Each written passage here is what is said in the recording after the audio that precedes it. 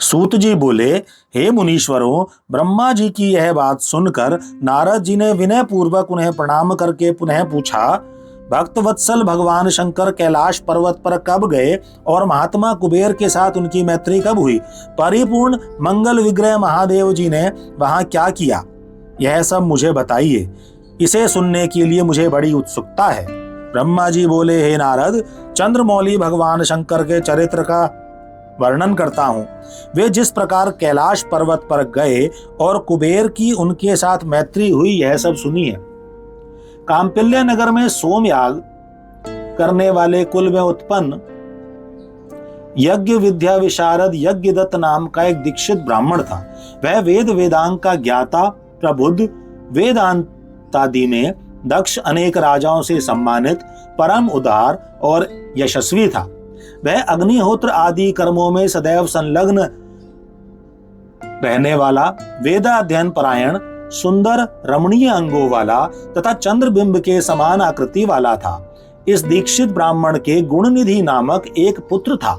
उपनयन संस्कार हो जाने के बाद उसने 8 विद्याओं का भली भांति अध्ययन किया, किंतु पिता के अनजान में वह द्रुत कर्म में प्रवृत्त हो गया।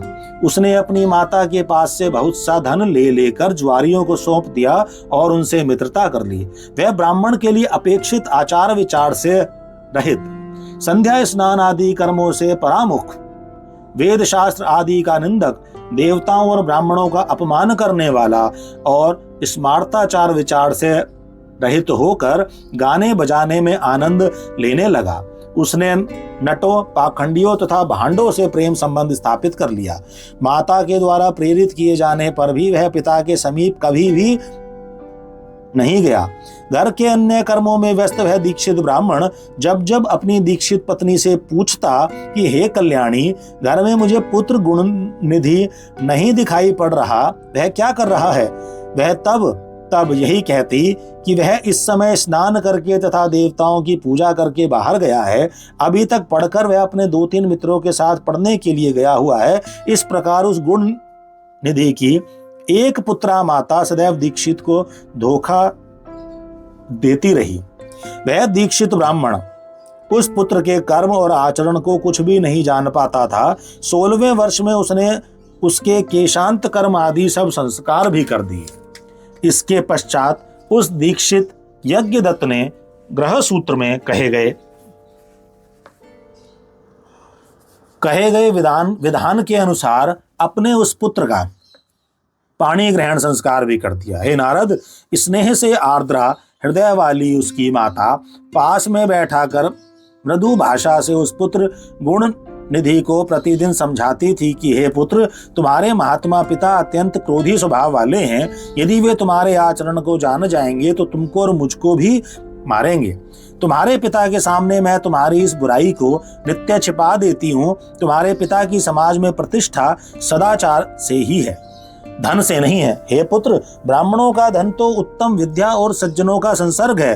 तुम प्रसन्न मन होकर अपनी रुचि उनमें क्यों नहीं लगा रहे हो?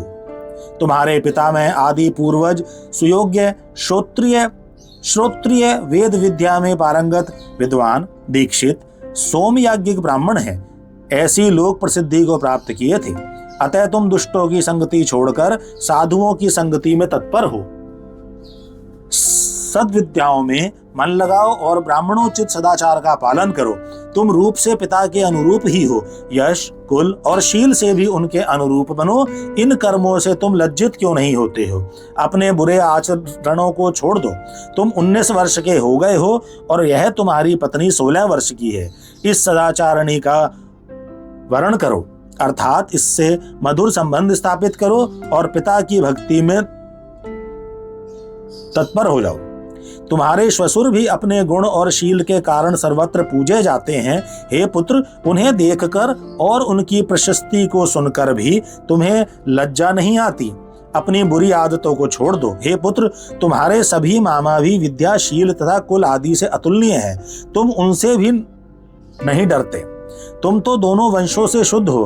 तुम इन पड़ोसी ब्राह्मण कुमारों को देखो और अपने घर में ही अपने पिता के इन विनयशील शिष्यों को ही देखो।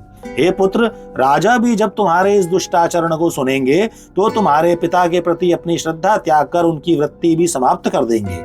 अभी तो लोग यह कह रहे हैं कि यह लड़कपन की दुष्चेष्टा है, इसके पश्चात वे प्राप्त हुई प्रतिष्ठित दीक्षित की उपाधि भी छीन लेंगे। सभी लोग तुम्हारे पिता को और मुझको भी दुष्ट वचनों से धिक्कारेंगे और कहेंगे कि इसकी माता दुष्चरित्रा है, क्योंकि माता के चरित्र को ही पुत्र धारण करता है।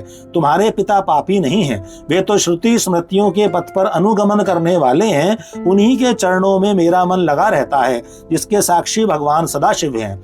मैंने ऋतु समय में किसी दुष्ट का मुख भी नहीं देखा जिसका तुम्हारे ऊपर प्रभाव पड़ गया हो।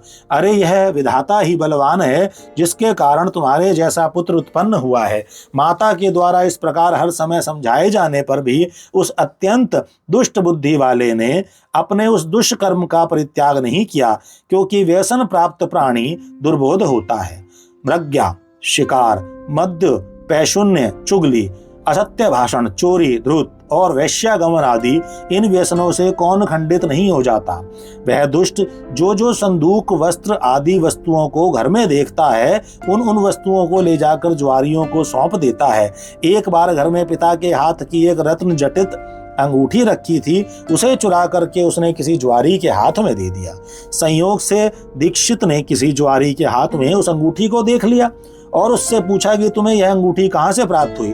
उस दीक्षित के द्वारा बार बार कठोरता से पूछे जाने पर उस जुआरी ने कहा, हे ब्राह्मण, आप जोर जोर से मुझ पर क्यों आक्षेप कर रहे हो? क्या मैंने इसे चोरी से प्राप्त किया है? आपके पुत्र ने ही मुद्रा लेकर इसको मुझे दिया है। इसके पहले भी मेरे द्वारा जुए में जीत लिए जाने पर उसने अपनी माता की साड़ी भी चुरा कर मुझे दी है। उसने मात्र मुझको ही यह अंगूठी नहीं दी है, अपितु अन्य जुआरियों को भी उसने बहुत सा धन दिया है। रत्नों की संदूक, रेशमी वस्त्र, सोने की झारी आदि वस्तुएं, अच्छे अच्छे कांसे और तांबे के पात्र भी उसने दिए हैं। जुआरी लोग उसे प्रतिदिन नग्न करके बांधते रहते हैं। इस भूमंडल पर उसके समान कोई दूसरा जुआरी नहीं है। हे विप्र, आज तक आप जुआरियों के में अग्रणी और अविनय तथा अनीति में प्रवीण अपने पुत्र को क्यों जान नहीं सके? ऐसा सुनकर लज्जा के भार से उस ब्राह्मण का सिर झुक गया और अपने सिर को वस्त्र से ढककर वह अपने घर चला गया। तदनंतर वह श्रोत कर्मपरायण दीक्षित यज्ञदत्त अपनी महान पतिव्रता पत्नी से कहने लगा, हे दीक्षितायनी, धूर्त पुत्र गुणान्निधि कहाँ है? कहीं भी बैठा हो उससे क्या लाभ है? वह मेरी सुंदर सी अंगूठी कहाँ है? तुमने मेरे शरीर में तैल, उपटन आदि लगाने के समय मेरी अंगुली से जिसको निकाल लिया था, उस रत्न जटित अंगूठी को लाकर शीघ्र ही मुझे दो। उसके इस वचन को सुनकर वह दीक्षितायनी भयभीत हो उठी और बोली, इस समय मैं मध्यकाल की स्नान क्रियाओं को संपन्न कर रही हूँ। देव पूजा के लिए अर्पित की जाने वाली सामग्रियों को एकत्रित करने में व्याकुल हूँ। हे अतिथि प्रिय, यह अतिथियों का समय कहीं अतिक्रमण न कर जाए, इसलिए मैं भोजन बनाने में व्यस्त हूँ। मैंने किसी पात्र में अंगूठी को रख दिया है, अभी याद नहीं आ रहा।